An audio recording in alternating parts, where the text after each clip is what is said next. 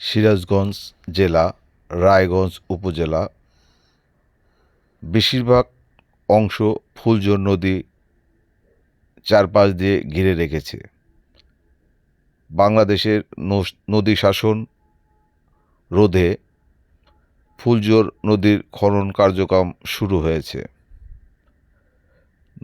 ফুলজোর নদীর তীরবর্তী যাদের বসবাস, বেশিরভাগ মানুষেরই টিউবওয়েল থেকে উঠছে না পানি। তাদের প্রত্যেক দিন জীবনযাত্রায় যে ধরনের পানির প্রয়োজন, সেই ধরনের পানি টিউবওয়েল থেকে না পাওয়ার কারণে তাদের জীবনের অনেকটাই সমস্যার সৃষ্টি হয়েছে। আসলে বিষয়টা কি সঠিক জানার কোনো উপায় নেই। যখন থেকে ফুলজোর নদীর খনন কার্যক্রম শুরু হয়েছে তখন থেকেই টিউবওয়েলে জল উঠছে না। প্রত্যেকটা মানুষের প্রচণ্ড সমস্যার মধ্যে প্রতিটা দিন অতিবাহিত করতে হচ্ছে।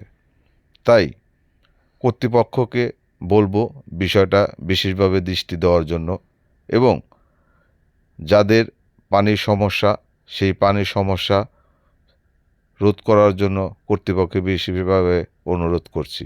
ভিডিওটা ভালো লাগলে লাইক